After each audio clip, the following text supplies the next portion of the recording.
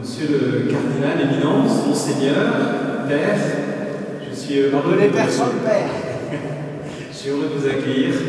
On a bien conscience de recevoir une personnalité de l'Église ici dans notre petite paroisse. Alors, paroisse prestigieuse s'il en est, puisque en 531, sous cette abbatiale a été enterré Saint Melaine, le premier évêque de Rennes. Et puis d'ici 800 années de comptant, je vais prendre pour Napoléon et les pyramides.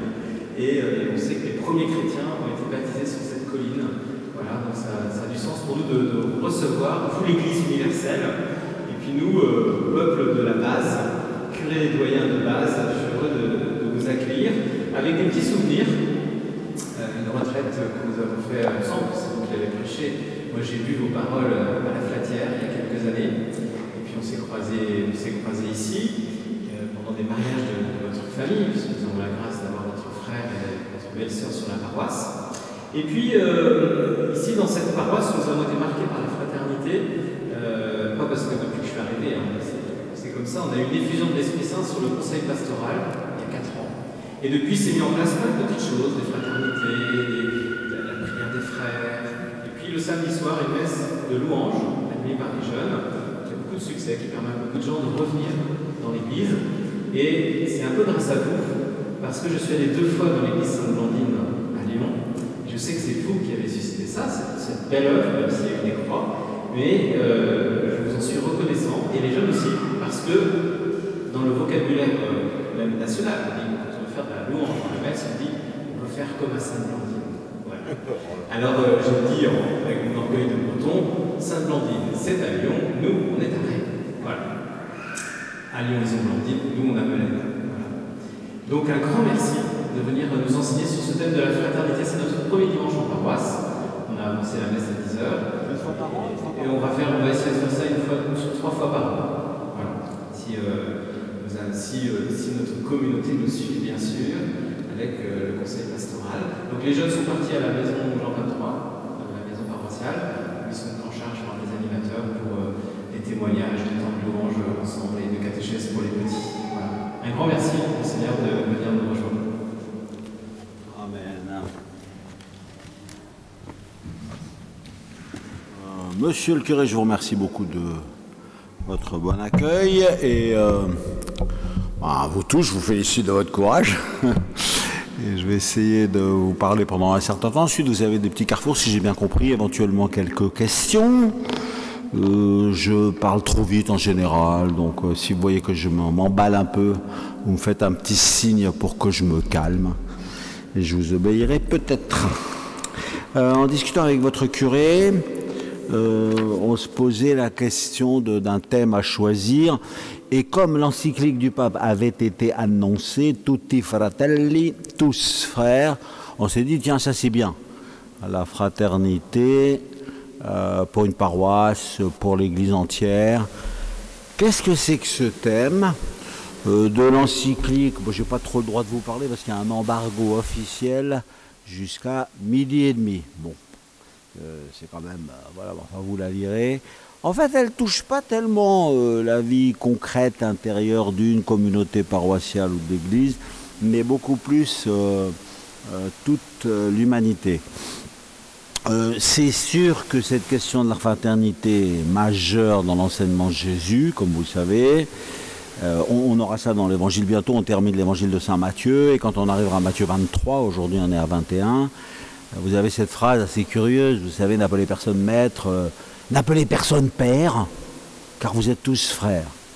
Qu'est-ce que ça veut dire? Voilà, n'appelez personne père, car vous êtes tous frères. Et vous et moi, quand on parle de notre papa, on dit papa. Quand on parle à un prêtre, on lui dit bonjour mon père, au revoir mon père, merci mon père. Et pourquoi on fait ça? Donc Jésus essaye de nous enseigner quelque chose de majeur et d'essentiel. Il n'y a qu'un seul Père qui est la source de toute paternité. C'est ça qui fonde d'ailleurs la grande famille de l'Église. Dans cette grande famille de l'Église, il y a un fils aîné. Pas un fils aîné, en fait, un fils unique. Ça, c'est curieux, ça. Et nous, on est quoi, alors? On est aussi des enfants. Et on appelle Père, comme une tolérance, en sachant bien que mon papa, ben, c'est un de mes frères, il est un homme comme moi, il a ses qualités, ses défauts, son histoire, et un prêtre aussi. Pourtant, Dieu s'est servi de lui pour me donner la vie, voilà. Donc je lui dis, je dis que c'est mon père, je sais que c'est mon frère, je dois prier pour lui, pour la rémission de ses péchés, pour son ouverture à la vie éternelle, pour la joie de sa vie, etc. Donc je connais ce rapport fraternel qui est majeur, fondamental évidemment, et en même temps, je sais que Dieu s'est servi de lui, par exemple ce prêtre pour me baptiser, pour me donner le pain vivant et me nourrir avec l'Eucharistie, pour me pardonner les péchés. Donc je lui dis merci mon Père, vous m'avez donné la vie. Celui qui m'a donné la vie, évidemment, j'ai une grande reconnaissance. Je sais que c'est un pauvre pécheur comme moi, je sais que c'est un frère comme moi, donc les deux choses sont vraies. Je ne sais pas si vous connaissez le texte exact du 4e commandement, de la 4e parole de vie. On traduit en français « Tu honoreras ton père et ta mère ». Parce qu'on a peur du mot hébreu qui est là. Le mot hébreu qui est là, mekabbed, kavod, c'est la gloire. Donc en fait, le 4e commandement, c'est « Tu glorifieras ton père et ta mère ». Jamais vous avez vu ça dans un catéchisme. Souvent dans les traductions, on a un peu peur. Moi, je serais au contraire pour qu'on prenne le texte tel qu'il est, puis qu'on prenne le temps de l'expliquer.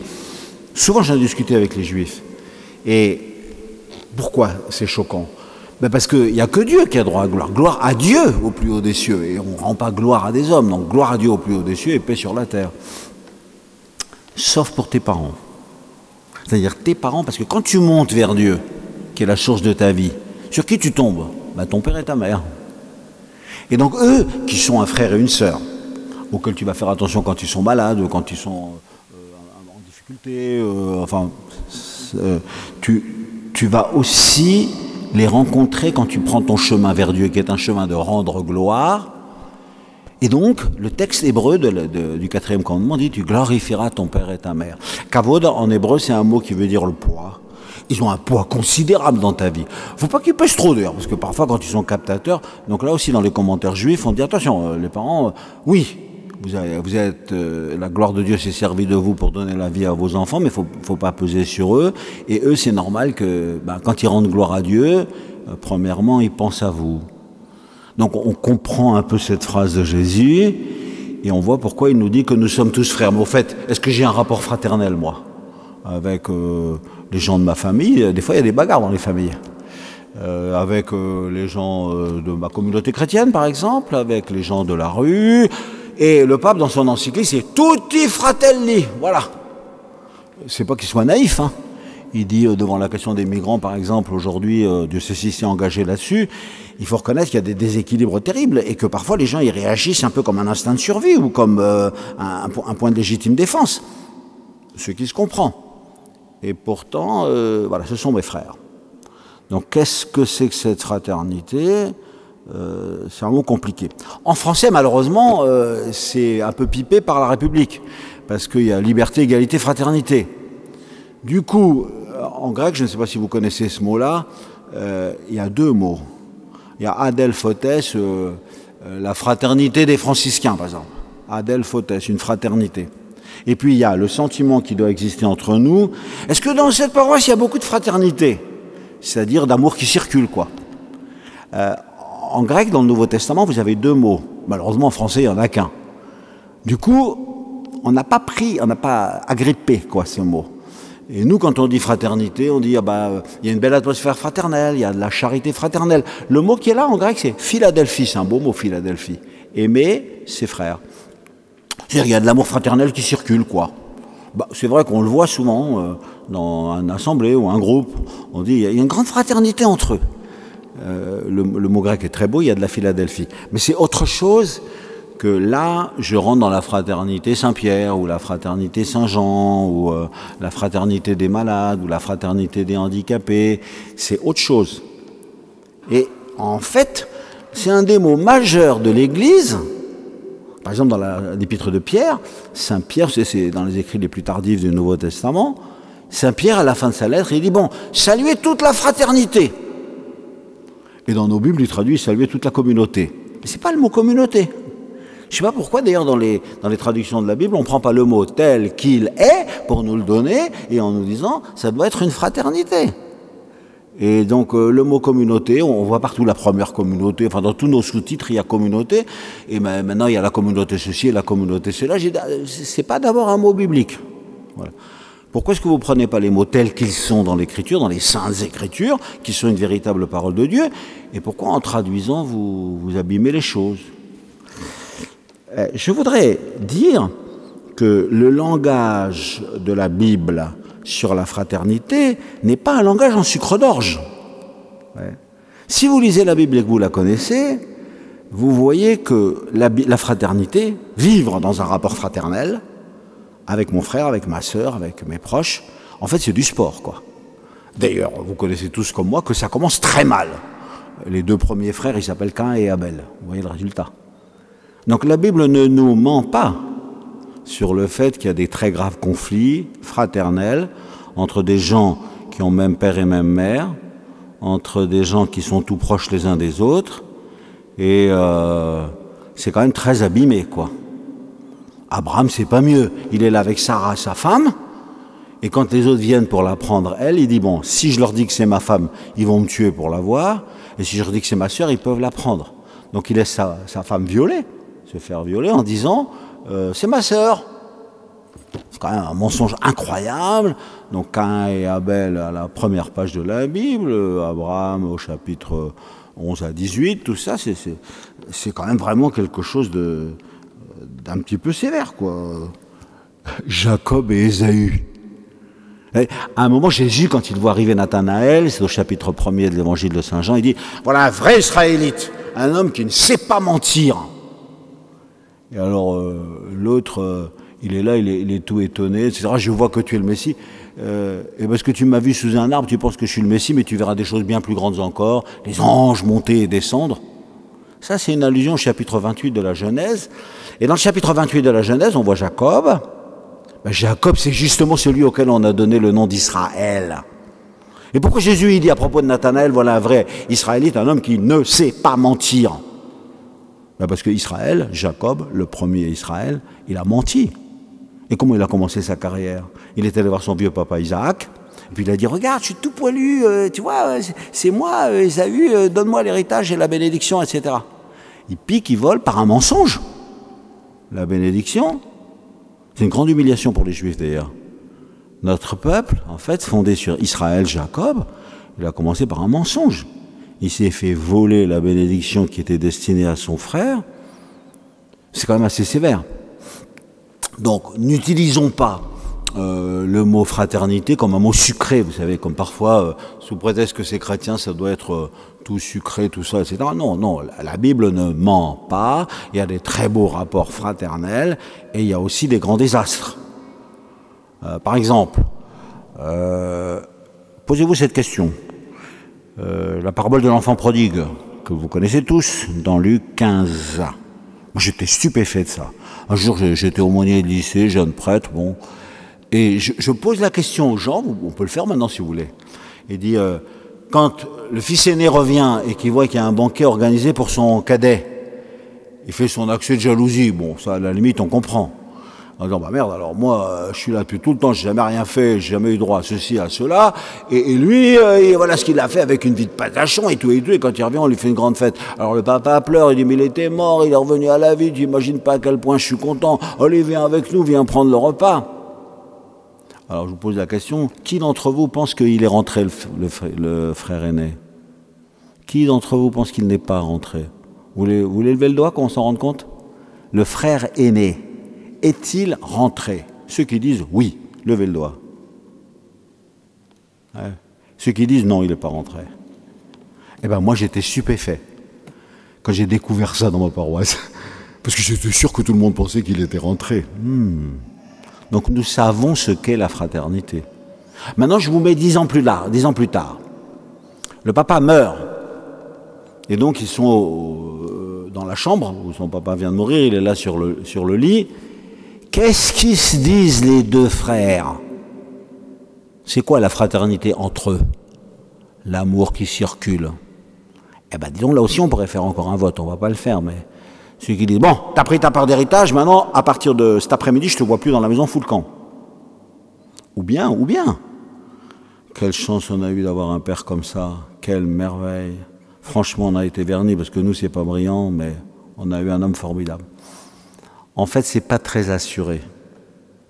Certainement, les opinions, là aussi, seraient variées. Donc, je dis ça pour montrer que la Bible ne ment pas. Ouais. Depuis Caïn et Abel jusqu'à les deux frères, l'enfant prodigue et son frère, nous savons que la fraternité, c'est difficile. Alors, il y a aussi Ananie. Alors, dans les Actes des Apôtres, malheureusement, d'ailleurs, on ne lit jamais les passages difficiles. Moi, je suis très content parce que dans les Actes des Apôtres, si vous lisez les Actes des Apôtres, vous voyez Pierre, il parle. Lui, on aurait pu lui dire, écoute, tais-toi un peu, parce que vu comment tu t'es comporté avec Jésus le soir du jeudi saint, tu ferais mieux d'être un peu plus calme. Et il leur dit, convertissez-vous, vous avez fait des péchés, faites-vous baptiser, etc. D'écouter cela, ils eurent le cœur transpercé. Et il n'y a personne qui lui dit laisse parler un autre, quoi, tu vois, parce que toi, au moment de la croix, tu étais absent.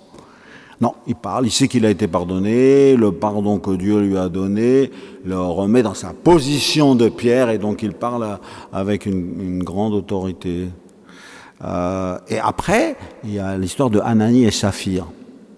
Alors eux aussi, ils sont vraiment des bons chrétiens de la communauté où on vit la pauvreté. Alors on a vendu notre propriété, on apporte l'argent à la communauté parce qu'il faut être pauvre et tout partager. Bon, il y en a quoi, ils mentent et ils gardent une grosse partie du capital pour eux. Ils meurent, ils sont foudroyés. On lit jamais ce texte-là, parce que peut-être il nous fait peur. Je comprends d'ailleurs.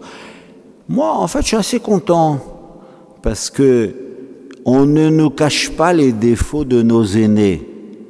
Et donc Pierre, il a été lamentable. Moi aussi, j'étais lamentable certaines fois dans ma vie. Et la miséricorde de Dieu a gagné. Et après, quand la miséricorde de Dieu a agi en lui, il a été capable de prendre, de tenir sa place et sa responsabilité. Un autre passage. Je ne sais pas si tout le monde connaît bien Barnabé. Donc, Barnabé, son nom, ça veut dire le fils d'encouragement, peu importe d'ailleurs. Et c'est un gars très gentil. Et il a encouragé tout le monde. Alors les gens, ils avaient peur de Saint Paul. On dit, celui-là, il ravageait l'église et maintenant, il est là, il prêche dans toutes les synagogues, du calme, qui sait? Et Barnabé dit, non, je vous promets, vraiment, il est complètement converti et maintenant, c'est un véritable serviteur de Jésus. Vous pouvez avoir confiance en lui. Donc, c'est le modèle de la gentillesse, de l'encouragement. Il a vraiment énormément... il a donné sa place à Paul à l'intérieur de la communauté.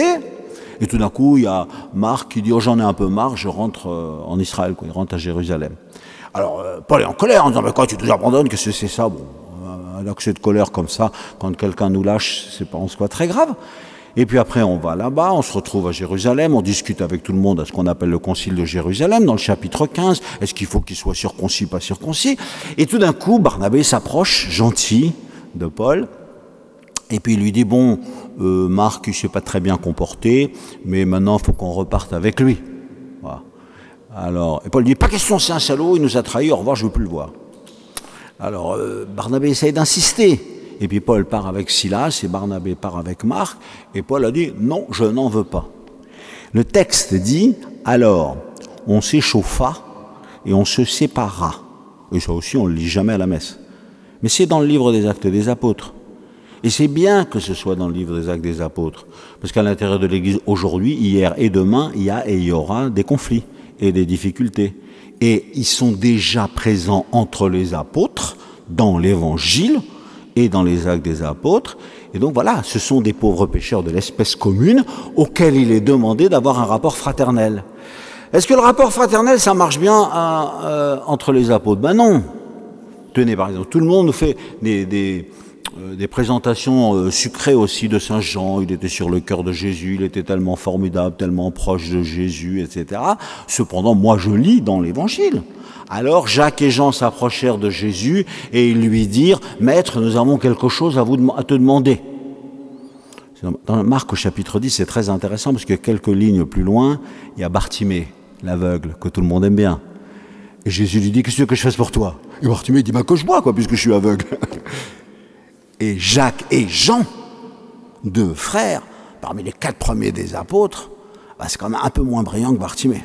Eh bien voilà, ce que nous voudrions, c'est avoir une bonne place à ta droite et à ta gauche dans ton royaume. Je dis, arrêtez de me dire que Saint Jean c'était un saint merveilleux et tout, c'était un pauvre pécheur comme toi et comme moi, dans lequel la sainteté de Dieu est venue et effectivement il a su l'accueillir.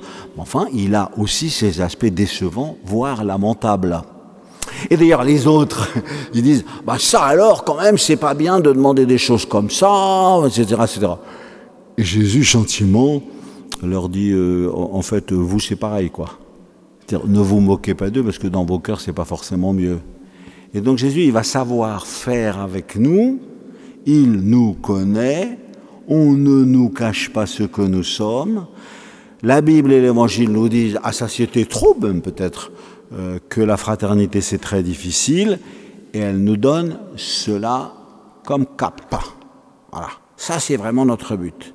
C'est-à-dire, je dois vous demander que l'amour et la charité circulent entre vous, y compris et d'abord avec ceux avec lesquels ça va pas bien, ceux que vous n'aimez pas, ceux qui vous énervent, ceux qui pensent le contraire de vous. C'est difficile. C'est toujours facile de se critiquer. Les 10 autres dire, oh ben quand même c'est très mal de demander. Critiquer Jacques et Jean, c'est facile. Mais vivre avec eux quand ils se sont donné tort, quand ils ont eu une attitude décevante, un rapport fraternel, c'est assez simple. C'est assez exigeant. En fait, si vous voulez, dans les paraboles, vous voyez que c'est un Père, Dieu, puisque nous sommes ses enfants, il voudrait qu'il y ait un rapport fraternel entre nous, et il aimerait que l'Église, votre paroisse par exemple, ce soit une fraternité. D'ailleurs, dans la Bible, on utilise beaucoup moins le mot famille. Vous avez votre famille, et à l'intérieur de la communauté chrétienne, il y a un Père, et vous tous qui avez été baptisés et qui êtes devenus des enfants de Dieu, vous avez votre frère aîné, qui est le premier-né de toute créature, qui est Jésus, et il est vraiment notre frère universel, à nous tous, et donc il faut que nous regardions notre communauté comme une adelphotes, une fraternité.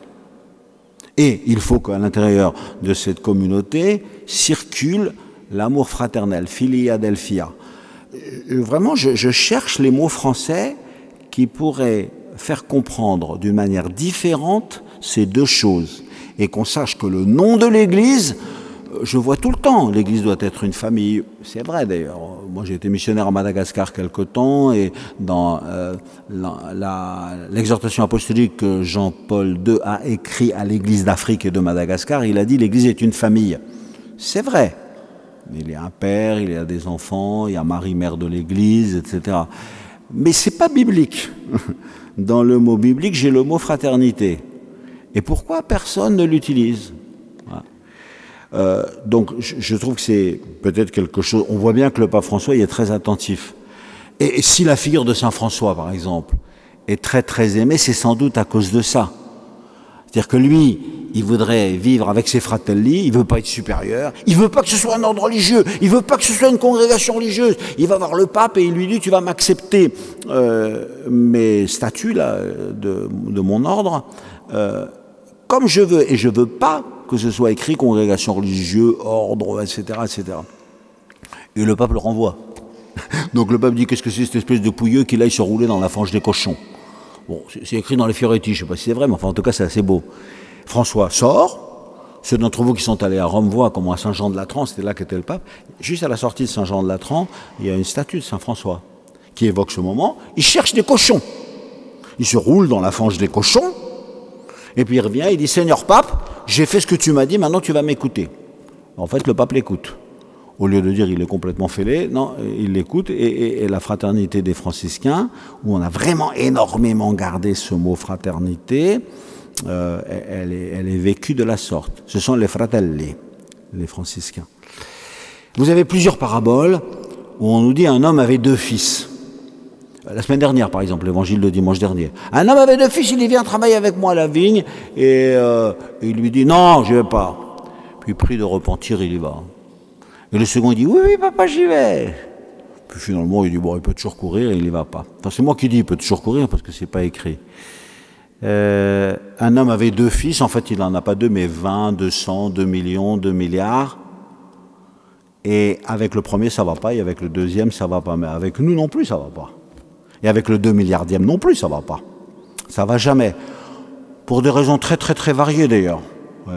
Parce que le repentir, moi une fois j'ai fait partager des jeunes lycéens, quand j'étais aumônier de lycée, sur ce sujet, et il y en a un qui dit, ben ouais, il se dit, quand même, mon père il bosse tout le temps, et moi je fais rien, je me mets les pieds sous la table, faut que j'aille bosser avec lui. C'est un beau repentir. Et il y en a un autre qui dit, ouais, enfin bon, il s'est dit aussi qu'il y avait peut-être quelque chose à gratter, et qu'après il lui donnerait une pièce, alors il est allé. Alors ça c'est quand même un repentir assez minuscule, si vous voulez. Donc nous, dans nos sentiments, il y a parfois un repentir très beau, mais parfois un repentir intéressé, enfin c'est pas très très réussi tout ça. Notre rapport à Dieu est loin d'être limpide. Et dans celui qui a dit non d'ailleurs, il y en a qui disent quel hypocrite mielleux, il a dit non, il a dit tu peux toujours courir. Mais c'est peut-être pas ça, c'est peut-être simplement une tête de linotte.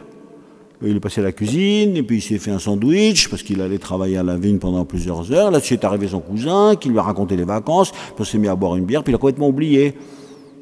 C'est vrai. Même un refus chez nous n'est pas forcément méchant. C'est simplement une inconséquence. Enfin, en tout cas, ça va pas très bien, quoi. Pourquoi ces deux paraboles commencent comme ça? Un homme avait 2 fils. Avec le premier, ça va pas. Il est parti, il a pris tout l'argent, il a dépensé ça n'importe comment, etc. Après, il s'est retrouvé dans la dèche, il a dit, je vais retourner chez mon père. Et le deuxième, ça va pas. Alors là, on est désolé. Il était resté dans la maison, il n'avait rien compris. Il était là, il faisait tout bien comme il faut, sage comme une image, et rien d'un rapport filial, et encore moins d'un rapport fraternel. En fait, ça veut dire qu'il a du mal avec eux deux, mais il a du mal avec toi, il a du mal avec moi, etc. Pourquoi? Mais parce qu'il a un fils unique.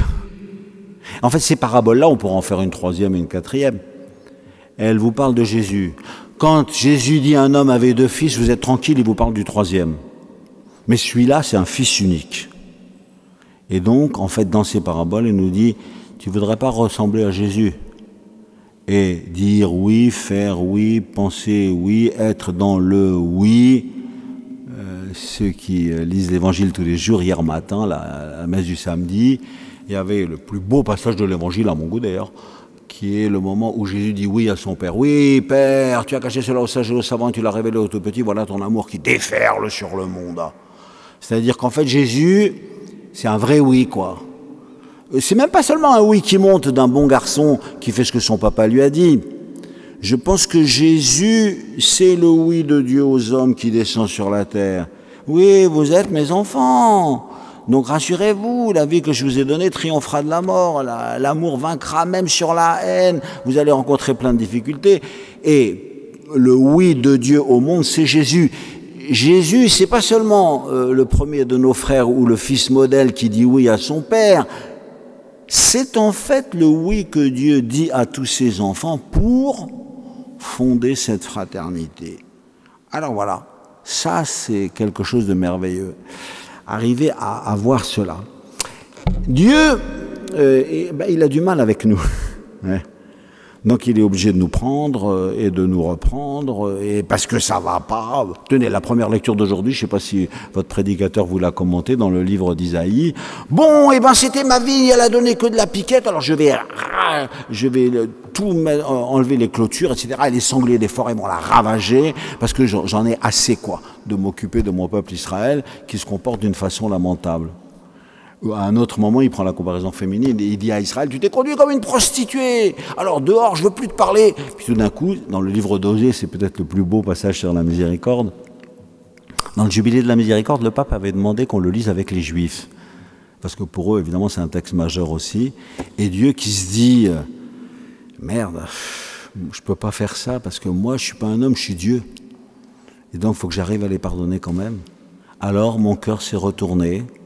Et j'ai réussi à pardonner leurs péchés, c'est-à-dire que moi j'ai un cœur miséricordieux, c'est très beau, un cœur qui a été complètement bouleversé par la misère des hommes, et qui dit, non, je suis très en colère contre eux, j'avais envie de les exterminer, mais je ne peux pas faire ça, il faut que je les aime, il faut que je les remette debout, il faut que je leur explique, il faut que je ceci et cela.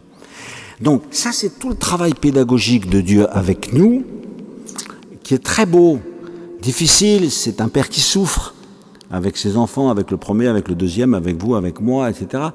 Et il s'attaque à nous. Alors, ce mot, il s'attaque. Je vais vous le montrer dans un texte qui est aussi traduit de manière... là aussi, parce que quand on traduit de manière crémeuse, on perd la force de la Bible.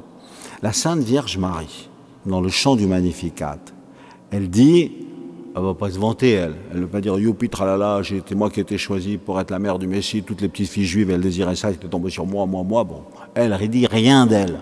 Comment elle a fait pour me trouver? Oui, il a regardé son humble servante alors que j'étais complètement planqué. Vous savez que le village de Nazareth, quand Nathanaël dit de Nazareth, que peut-il sortir de bon? Nazareth pour nous c'est très familier, on le connaît depuis qu'on est petit. Mais il n'est pas une fois dans la Bible, jamais. Vous avez Bethléem, Jéricho, Jérusalem, Samarie, mais vous n'avez pas Nazareth. Donc de Nazareth, comment ça se fait? Donc il est allé chercher une fille qu'il a réussi à trouver et qui était dans le bled le plus perdu, etc., etc. Et alors elle dit, pourquoi il a fait ça avec moi? Et comment ça se fait? Comment il m'a trouvé? Il a réussi à me trouver dans l'endroit où j'étais. Et alors elle dit, parce qu'il a toujours fait comme ça avec tout le monde. Regardez, sa miséricorde s'étend d'âge en âge. Donc je ne suis qu'un cas particulier de ce qu'il a toujours fait avec tout le monde. Et là-dessus, elle raconte. Il renverse les potentats de leur trône, il élève les humbles, il comble de bien les affamés, il rassasie, etc., etc. Il y a des gens qui pensent qu'il est méchant avec les méchants et gentil avec les petits.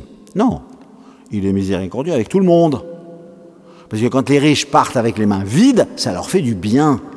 Et il est très gentil avec eux. Et quand les orgueilleux se cassent la gueule de leur trône, ça leur fait du bien. C'est-à-dire quand il a cassé l'orgueil de quelqu'un, c'est un beau cadeau qu'il lui fait. Et à la fin, il y a cette phrase très intéressante pour la fondation de la fraternité, qui est « Il relève Israël son serviteur ». Je ne sais pas s'il y en a qui ont fait du grec parmi vous, le mot grec c'est « antelabeto », c'est « anti-lambano ». Lambano, ça veut dire « prendre ». Donc c'est son garçon, Israël. Israël, son serviteur. Pareil, c'est son garçon, mon garçon. Et anti, c'est-à-dire il le prend et le contre. Il te me le prend en main. Voilà, moi j'aimerais bien qu'on traduise comme ça. C'est-à-dire, il te me le prend en main, Israël, son garçon. Et pour éduquer Israël, et pour faire rentrer Israël à l'intérieur de la Torah, à l'intérieur de la parole de Dieu, à l'intérieur de la prière, à l'intérieur de la miséricorde de Dieu, eh ben dis donc, qu'est-ce que ça a été dur. C'est-à-dire, on voit que Dieu se bat contre son fils. Il se bat contre Israël. Parce qu'il veut que Israël reçoive son élection, reçoive sa mission extraordinaire d'être le serviteur de la miséricorde dans toutes les nations. Alors, donc là, il y a quelque chose qui est très bien dit, je trouve, par la Sainte Vierge. C'est-à-dire, elle nous montre comment, à l'intérieur du peuple d'Israël, cette fraternité, elle est encore tout entière à faire. Par un papa, un père qui est un bon éducateur, quoi. Et qui, par amour pour son fils, par amour pour son garçon Israël, se bat contre lui. Donc, encore une fois, si vous voulez, les difficultés ne sont pas cachées, et c'est clairement la volonté de Dieu. Arrêtez de vous faire des hiérarchies interminables et de vous comparer en voulant la meilleure place dans le paradis. Ils étaient en train de discuter entre eux de savoir qui était le plus grand. Jésus, qu'il savait très bien, dit « Vous étiez en train de parler de quoi en chemin ?» Alors, ils n'osent pas le dire, évidemment. Mais c'est à ce moment-là qu'il leur explique, bon, écoutez, arrêtez de chercher la meilleure place. Le plus grand parmi vous sera celui qui sera votre serviteur, à l'image du Fils de l'homme qui est venu pour servir et non pas pour être servi. C'est le plus beau titre de Jésus. En fait, c'est un titre que les gens n'aiment pas beaucoup, quoi. Quand Pierre voit Jésus venir à ses pieds pour lui laver les pieds, il dit « Ah ben non, tu ne me laveras jamais les pieds ». Alors Jésus lui dit, écoute, si je ne te lave pas les pieds, tu ne rentreras pas au paradis avec moi. Bon, alors d'accord, les mains, la tête, etc. Et Jésus se relève et il donne cette leçon. Et il dit, vous m'appelez le Maître et le Seigneur, et vous avez raison, car je le suis. Si moi, le Maître et le Seigneur, je vous ai lavé les pieds, c'est un exemple que je vous ai donné, afin que vous soyez les serviteurs les uns des autres. Et ça, nous le savons. Nous savons qu'il y a plein de services à rendre à des gens qui ont besoin d'écoute, qui ont besoin d'accueil, qui ont besoin d'accompagnement, qui ont besoin de réconfort. Et nous voyons à quel point c'est exigeant aussi d'ailleurs pour nous. Et c'est ça, cet amour qui circule, qui est la Philadelphie, cet amour fraternel, et c'est ça qui fait de l'Église une fraternité. Et combien de fois j'ai vu des gens qui disent « j'ai quitté ma paroisse parce que j'étais malade 3 semaines, j'ai pas reçu ni un coup de fil, ni une visite, ni rien du tout ». Ils s'en foutent de moi. Donc la vérité et la qualité d'une paroisse, évidemment que c'est une fraternité. Je suis assez réjoui parce que je vois que dans plein de paroisses, il y a énormément d'initiatives qui se prennent comme ça au début de la messe, à la fin de la messe. Quels sont les nouveaux parmi vous? Ou un pot à la sortie. Une fois, j'étais dans une paroisse et le curé dit, bon ben, on va boire un pot tous à la sortie, donc vous prenez 2 verres. Le premier pour vous, très bien, mais le second pour quelqu'un à qui vous n'avez jamais parlé. Donc on peut être 10 ans de suite dans une paroisse, on parle toujours au même, comme vous savez. Et arriver à faire circuler cet amour fraternel, c'est vraiment un défi, et parfois on peut dire que c'est un combat. Chez les apôtres, on voit aussi comme ils sont désolés d'avoir trahi cette fraternité. Quand ils ont trahi leur maître, par exemple, Pierre et Judas. Même Judas, hein, il a acheté l'argent, il s'est aperçu que s'il a fêté lamentable, il va se pendre, le pauvre. Il pouvait être pardonné. Et Pierre, quand il voit les promesses qu'il avait faites et la trahison, le reniement qu'il vient de faire par 3 fois, le texte nous dit il pleura amèrement, quoi. Donc je vois bien que je ne suis pas à la hauteur de la mission. Je vois bien que je ne fais pas ce que je devrais faire. Je pleure, je rage, je suis en colère contre Dieu.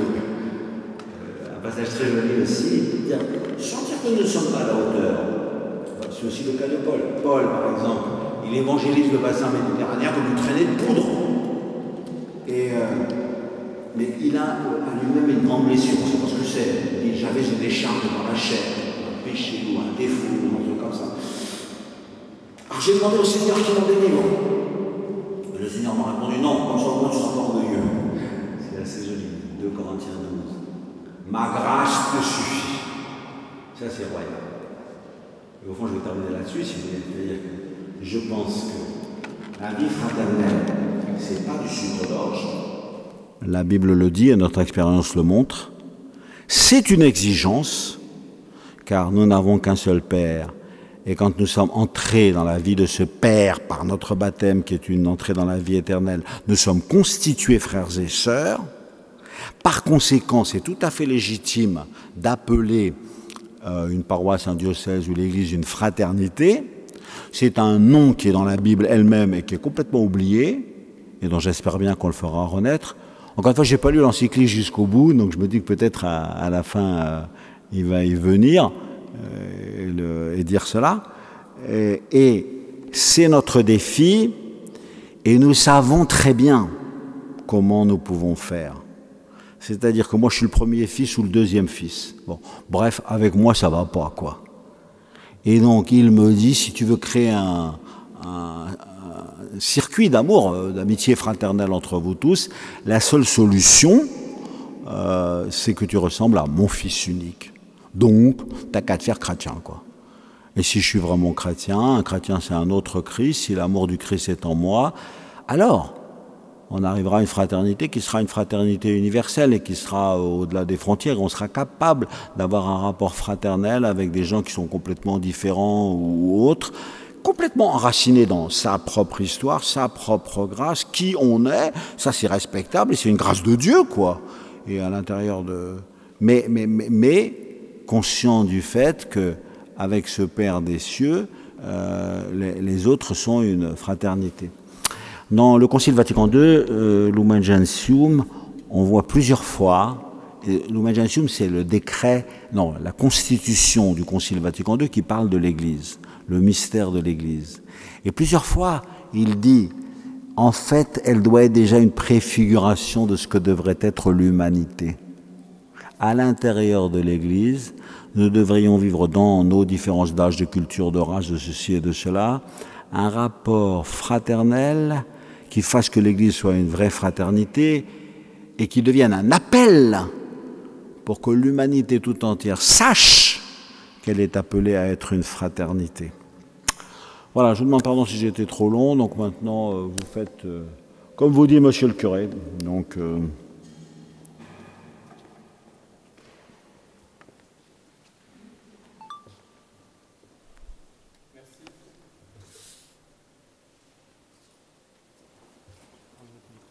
oui.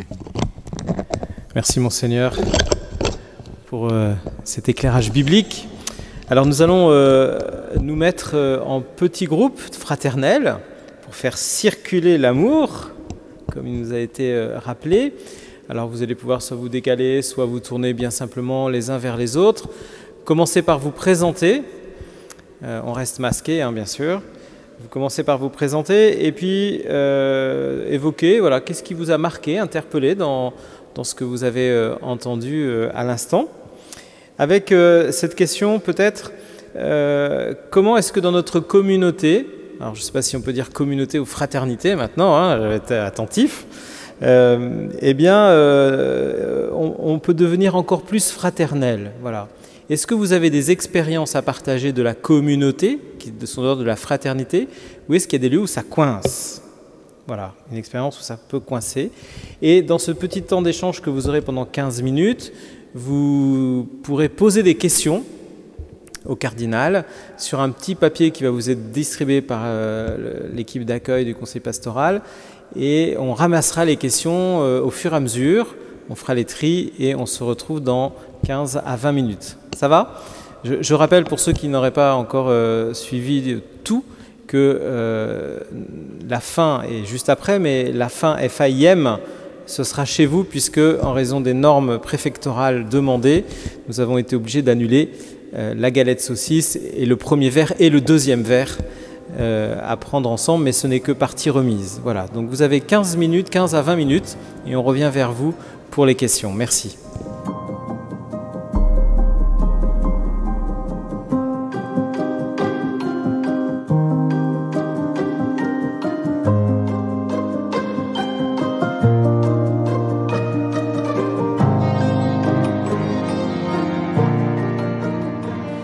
Alors, Monseigneur, merci de répondre à quelques questions que nous avons.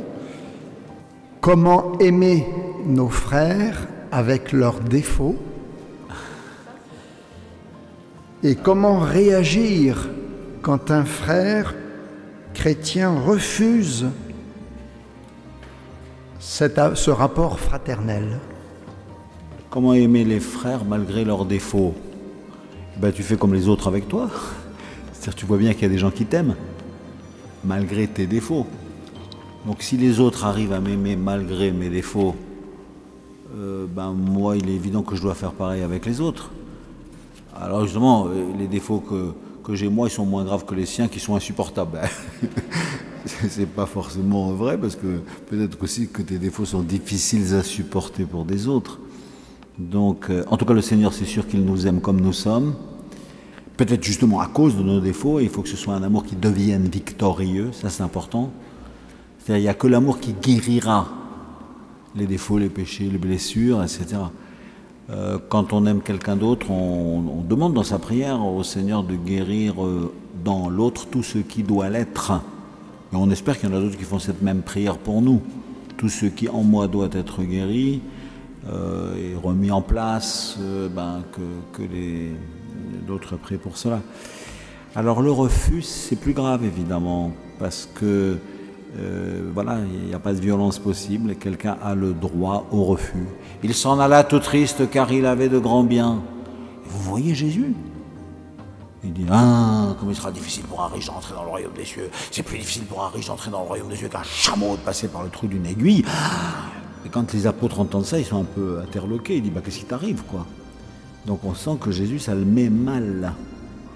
Et c'est vrai que les refus sont parfois douloureux, mais vous voyez bien que Jésus a essuyé des refus, et il n'est pas donc surprenant, et on ne peut jamais forcer la liberté de quelqu'un. Souvent ça m'est arrivé comme à vous tous, je voyais en quelqu'un des merveilles d'appel de Dieu, et de ceci et de cela, puis tout d'un coup la porte se ferme. Et tu ne peux plus rentrer.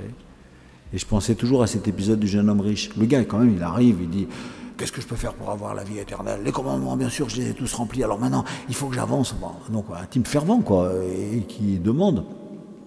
Et quand Jésus lui parle les yeux dans les yeux, il s'en va, quoi. Et c'est une souffrance que Jésus a vécue, que nous avons à vivre, et qu'il faut offrir humblement, tout en continuant de prier, d'ailleurs.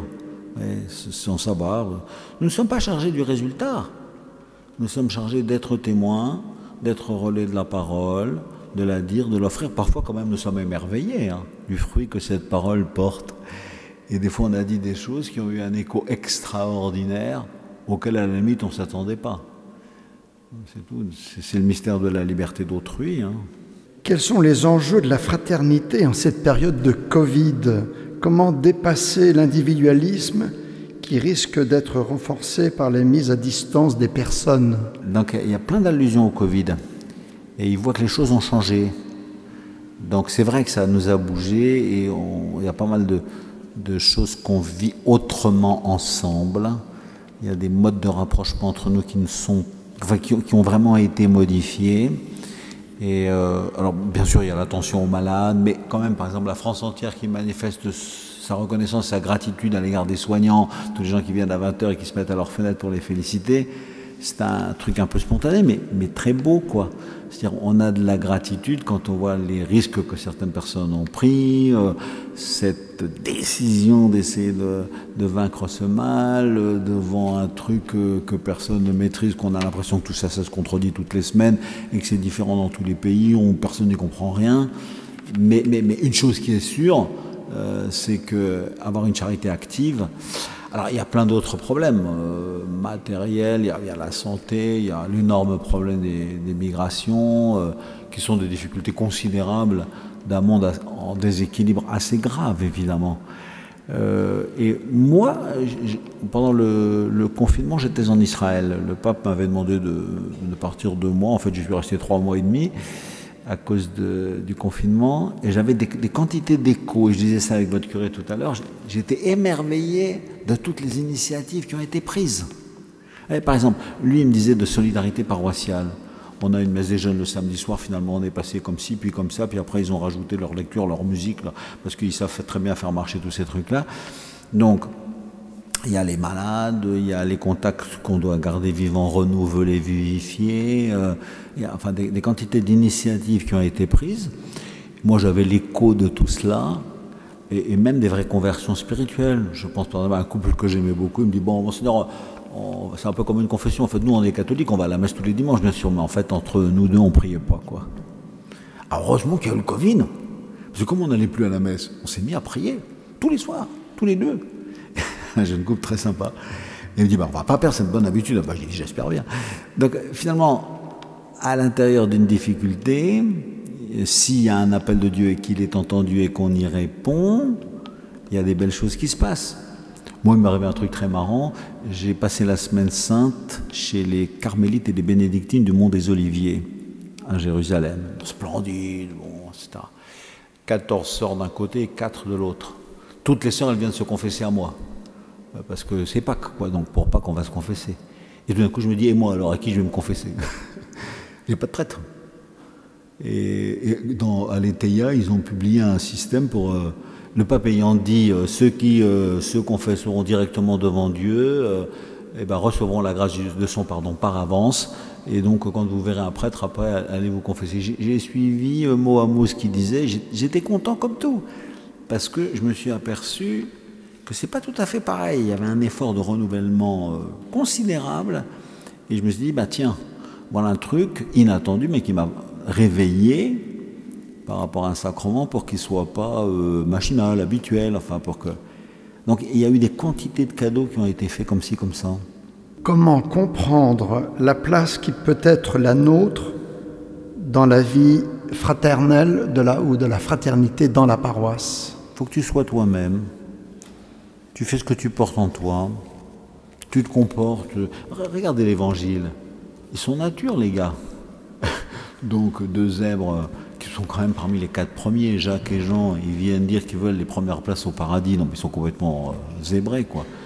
Et les autres sont scandalisés.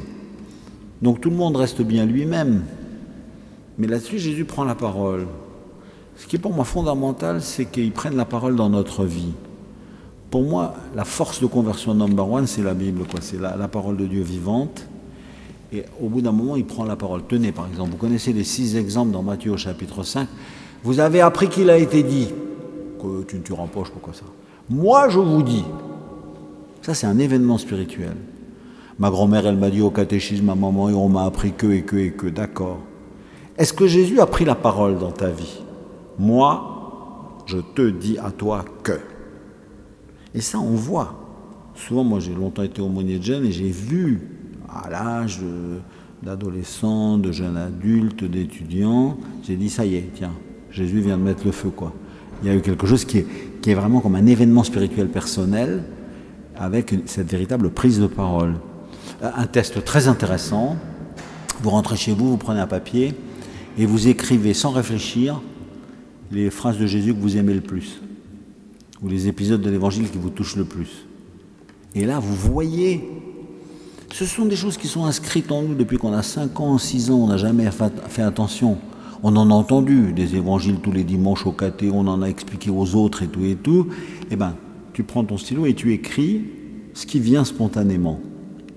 Ça, c'est les cadeaux que toi, tu as reçus. Parfois, on n'en est même pas conscient. Un truc que je fais faire souvent, moi aussi, à quelqu'un, je dis, bon, vous connaissez les béatitudes? Alors, il dit, bon, oui, bon. Alors, avec des gens qui connaissent les béatitudes par cœur en grec, ça ne marche pas parce qu'ils vont réciter la leçon. Avec ceux qui ne connaissent rien du tout, ça ne marche pas. Mais la majorité des catholiques, ils connaissent les béatitudes. Et quand ils les écrivent, ils se trompent. Et là, on voit qui ils sont. Pourquoi la 7e est devenue la seconde, pourquoi la 4e a été oubliée, etc. Donc on a fait son effort et on voit, en fait, on voit comment cette parole est entrée, n'est pas entrée, a changé de place. Et évidemment, quand quelqu'un prend, je ne sais pas comment, Heureux les artisans de paix, qui est le 7e et qu'il le met en seconde position, c'est certainement une grâce du Seigneur, c'est un beau cadeau de Dieu. C'est quelqu'un qui a un cœur d'artisan de paix. En fait, la parole de Dieu, elle est inscrite depuis longtemps dans nos cœurs, dans nos mémoires, mais il faudrait l'écouter, quoi, et s'y replonger tout le temps. Pour moi, la phrase principale qui me fait vivre, hein, c'est Saint Paul à la fin de la seconde aux Thessaloniciens.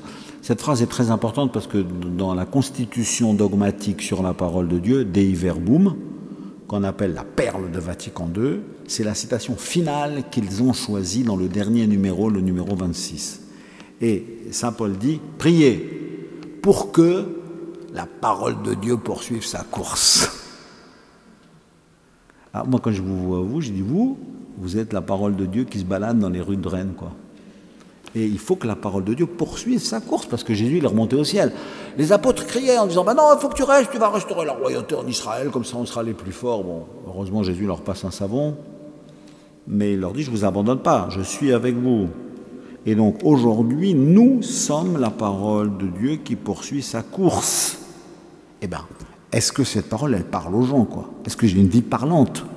Est-ce que, quand les gens me voient, en fait, ils voient la parole de Dieu qui touche leur cœur, leurs oreilles, leurs yeux, etc. Ça, c'est vraiment notre vocation. Il faut que la parole de Dieu poursuive sa course. 2 Thessaloniciens 3, 1.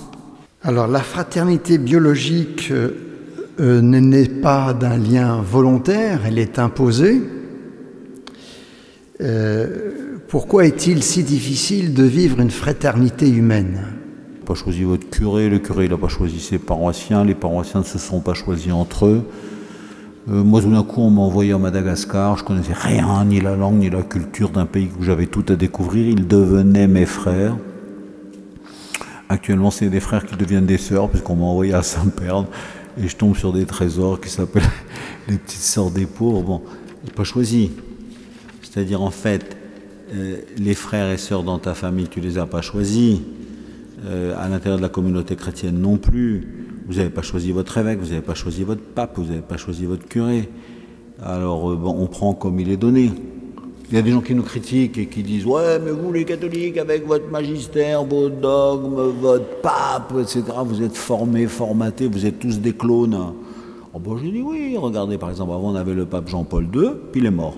Et après on a élu le pape Benoît XVI. C'est vraiment un clone, hein. On ne peut pas faire plus différent. Benoît XVI, tout silencieux, tout à l'intérieur du même, tout dans la sainteté de la liturgie, alors que l'autre, il crevait l'écran, et il allait dans le monde entier. Et après la démission de Benoît XVI, est élu François, encore complètement différent, et de l'un et de l'autre. Autrement dit, si je demande à Benoît XVI, à Jean-Paul II et à François, est-ce qu'il y a bien un seul Seigneur, une seule foi, un seul baptême, un seul Dieu et Père, ils sont d'accord. Franchement, ça ne les a pas formatés, quoi. Au contraire même. La réception du christianisme et de la parole de Dieu ne brime pas la liberté, mais la dilate.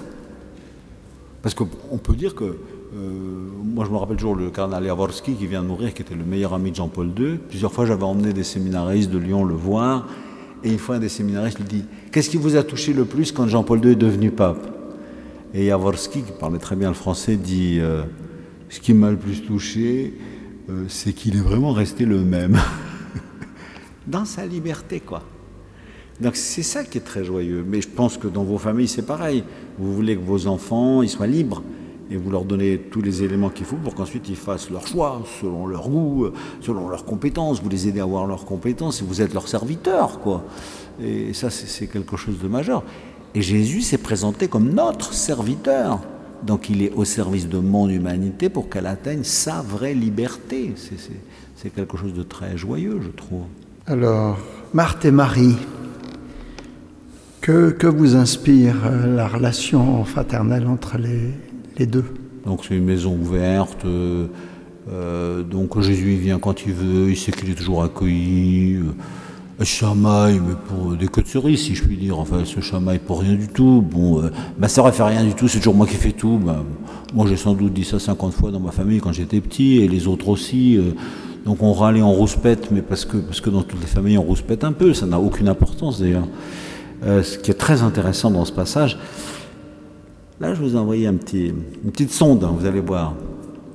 Vous connaissez tous Marthe et Marie. Et est-ce que vous vous êtes posé la question de savoir pourquoi cet évangile de Marthe et Marie vient là où il vient? Après tout, est-ce que vous savez où il vient? Et qu'est-ce qu'il y a juste avant Marthe et Marie? Tout le monde connaît. C'est ça notre gros problème, c'est qu'on connaît vachement bien l'histoire de Marthe et Marie. Le prêtre, quand il dit « Oh, aujourd'hui j'ai Marthe et Marie, donc je vais expliquer que la contemplation, que l'action, que des petites rouspétances dans les familles, c'est pas grave, qu'il faut que Jésus prenne la parole. » Et la semaine d'avant, il avait une parabole connue de tout le monde, qui s'appelle le bon samaritain. Souvent j'étais dans les paroisses, et je disais « Vous allez faire 2 péchés de colère contre moi, mes frères. Alors faites-les gentiment. » Premièrement, y en a-t-il parmi vous qui ont déjà entendu parler de l'histoire d'un monsieur qui a été agressé dans la rue et qui ensuite on l'a soigné, le samaritain est passé? Les gens sont en colère. Il dit, pour qui nous prend l'évêque? Tout le monde connaît le bon samaritain par cœur. Vous allez faire un 2e péché de colère contre moi. Est-ce que vous avez déjà entendu parler de 2 sœurs qui aiment bien recevoir Jésus, qui se chamaillent un petit peu entre elles, mais c'est une maison? Alors là aussi, ils disent, mais pour qui il nous prend?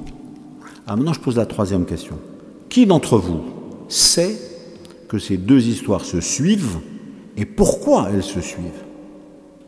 Parce que l'évangéliste Saint-Luc, ce n'est pas forcément un imbécile. Et s'il a mis Marthe et Marie juste après le bon samaritain, il y a peut-être une raison. Personne n'y pense. Donc on connaît des histoires. On connaît le bon samaritain, on connaît l'enfant prodigue, on connaît la parabole du semeur. Et on ne voit pas la trame, quoi. Je vous l'ai dit, si vous voulez, vous avez Jésus qui est le oui de Dieu qui descend sur la terre. Oui, Père, voilà ton amour qui déferle sur le monde. Heureux les yeux qui voient ce que vous voyez. Et c'est là qu'il raconte le bon samaritain. C'est-à-dire qu'on voit bien que Jésus, c'est l'amour de Dieu qui est descendu dans le monde. Jésus, c'est son premier nom. Ça veut dire Dieu sauve. Le pape François, il a dit, j'aime bien l'Église quand elle est un hôpital de campagne, comme ça. Donc il prend soin, il pense les plaies, il charge sur sa propre monture, etc. Mais Jésus, il a un 2e nom, que vous connaissez tous, et qui est Emmanuel. Et il est avec nous. Il parle avec nous.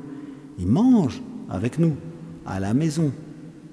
Et dans le bon samaritain, puis Marthe et Marie, heureux les yeux qui voient ce que vous voyez Jésus qui vient vous pardonner vos péchés, vous sauver, vous guérir, et qui après a envie d'être Emmanuel.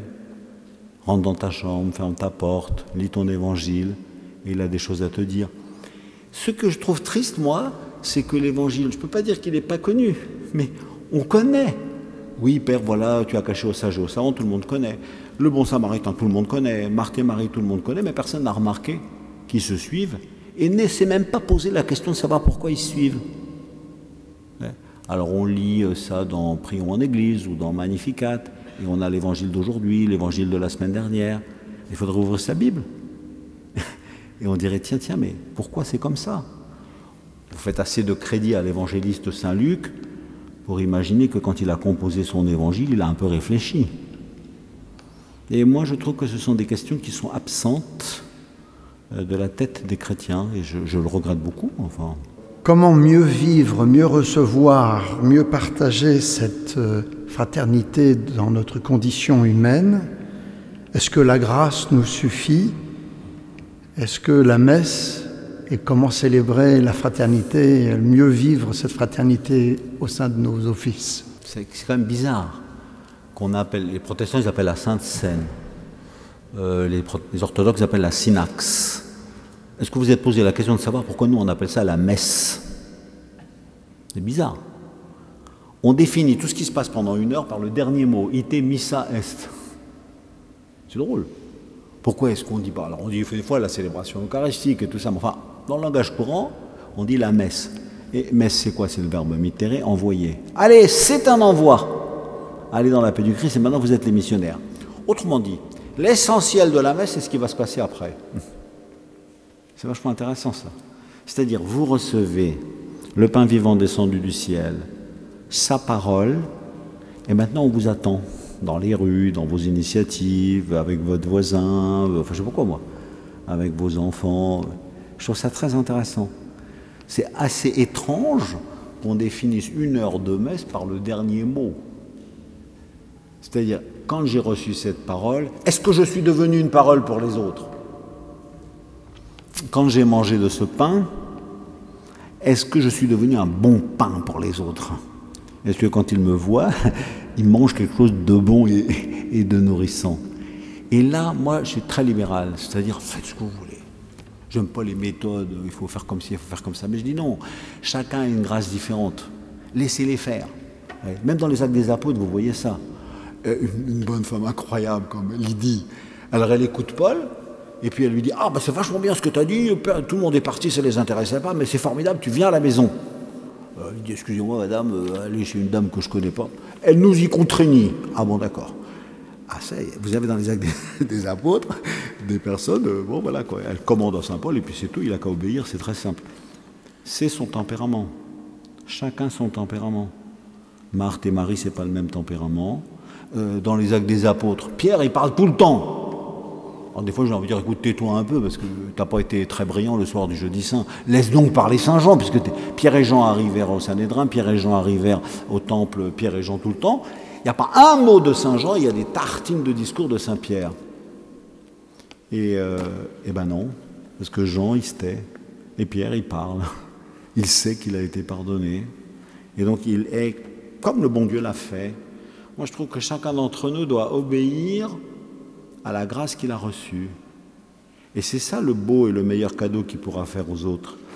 Donc, je n'ai pas de consigne pastorale, spirituelle à donner. J'ai dit à chacun, mais écoutez, premièrement, ouvrez les portes. Ce que j'aime beaucoup chez Jean-Paul II, c'est que pendant 27 ans, il a écrit des quantités d'encycliques, de bouquins, de discours, où on a retenu une seule phrase. 27 ans de pontificat, et la seule phrase qu'on a retenue, c'est « Ouvrez toutes grandes les portes au Christ ». À partir du moment où il est là-dedans, bah, tu peux y aller, tu peux faire ce que tu veux. Tu n'as qu'à te faire confiance à toi-même. Et puis après, Paul, il parle. Bah, au début des Actes des Apôtres, on a dit, quant à Paul, il ravageait l'Église. C'est quand même quelque chose, quoi. Et après, bon, bah, la grâce étant venue, il obéit à la grâce, il est lui-même. C'est-à-dire avec la même énergie, la même force incroyable, eh ben, il invente, il monte, il construit des communautés partout, à Thessalonique, à Philippe, à Corinthe. Souvent il a du mal, il est obligé de les engueuler, de les encourager, de les reprendre. Enfin. Donc moi je suis beaucoup pour une grande liberté spirituelle. Et les gens sont tous différents. Mais ce qu'il faut, c'est que le cadeau que Dieu leur destine, ils le reçoivent en profondeur, et qu'après ils le partagent comme ils sont, en lui faisant confiance, ou en se faisant confiance à eux-mêmes. Merci, Monseigneur. Est-ce que je peux rajouter un petit truc, moi ? Oui, bien sûr. C'est un mot que j'ai trouvé chez saint Irénée. Vous savez que je suis le 131e successeur de saint Irénée, et j'ai vécu plusieurs années. Mon bureau était juste à côté de son tombeau. Enfin, j'étais heureux comme tout. Et il y a une définition de l'Église que je voulais donner, que je trouve très très belle. Il la compare à une caravane. Et le mot est dans l'Évangile. Dans l'Évangile, vous savez, quand Joseph et Marie repartent, que Jésus a 12 ans, Jésus n'est pas là. Et ils pensaient qu'il était dans la caravane. Le mot grec, c'est synodia. chemin ensemble.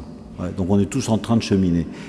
Et lui, Saint-Irénée, plusieurs fois, il parle de la caravane des frères et sœurs, de la caravane des apôtres. Et j'aime bien le mot caravane parce qu'on déambule sur le chemin de notre époque et de notre pays comme on peut. Alors je vous lis ces deux petits passages que j'ai trouvés qui sont assez jolis. Il a écrit un gros livre qui s'appelle Adversus Hereses, contre les hérétiques. Et il y a un hérétique qui s'est converti, mais pas vraiment converti, avec lequel il a du mal, il s'appelle Cerdon. Cerdon vint dans l'église de Rome et il y fit même publiquement pénitence. Mais il n'en persévéra pas moins dans son hérésie. Tantôt il enseignait en secret, tantôt il faisait à nouveau pénitence, et tantôt, enfin convaincu d'enseigner dans l'erreur, il a été retranché de la caravane des frères. Je ne sais pas un mot utilisé pour l'Église, mais moi je le trouve assez sympa. Et à un autre moment,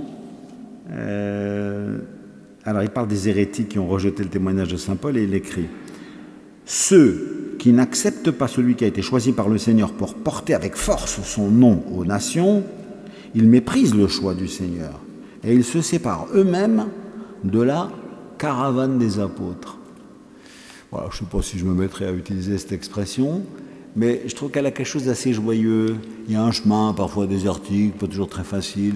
Il y a une foule de gens qui sont là, fatigués, en forme, tous les âges, tous les ceci et les cela. Et on avance vers le royaume de Dieu. Et elle est belle, cette caravane de l'Église.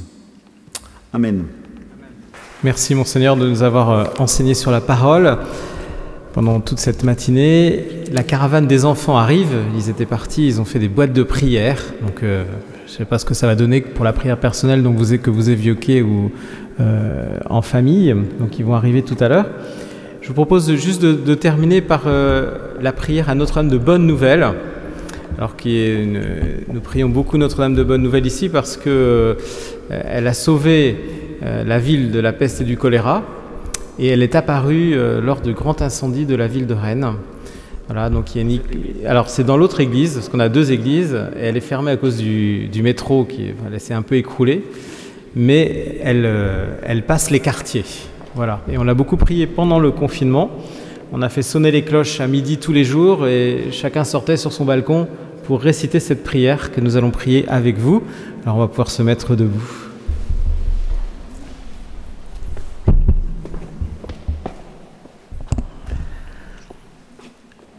Toi, Notre-Dame de Bonne Nouvelle, nous te demandons la grâce de répandre ton manteau protecteur sur notre monde touché par l'épidémie du coronavirus. Par le passé, tu es apparu aux Rennais et aux Rennaises pour leur manifester tes encouragements et les inviter à la confiance lors du grave incendie de notre cité. Tu as aussi sauvé notre ville de la peste et du choléra. Notre-Dame de Bonne Nouvelle, nous demandons ton intercession. Intercède pour les malades, les soignants et les chercheurs, mais aussi pour tous ceux qui auront à subir l'épidémie. Permets-nous de passer la tempête en nous tournant toujours plus vers ton Fils Jésus, notre Seigneur et notre Dieu, qui nous redit « Revenez à moi de tout votre cœur ». Notre-Dame de Bonne Nouvelle, nous avons confiance en toi. Notre-Dame de Bonne Nouvelle, prie pour nous. Merci. Voilà, merci à toutes et à tous. Monseigneur va maintenant nous bénir et nous aurons la joie de nous retrouver, j'espère, rapidement autour d'une bonne galette saucisse et d'une bonne bolée de cidre, 2 bolées selon l'expression de Monseigneur, prochainement dans un prochain dimanche en paroisse. Nous prions le Seigneur pour qu'il nous bénisse tous, vous qui êtes ici, mais aussi tous ceux qui sont dans vos cœurs, dans vos familles, dans vos proches, spécialement ceux qui souffrent. Et puis tous ceux qui habitent ce quartier et qui font partie de votre caravane, de votre fraternité. Que la bénédiction de Dieu descende sur vous et sur eux tous et qu'il y demeure aujourd'hui, demain et toujours. Le Père, le Fils et le Saint-Esprit. Amen. Amen. Et merci de votre invitation et de votre écoute. Merci à vous. Bonne suite de dimanche à toutes et à tous.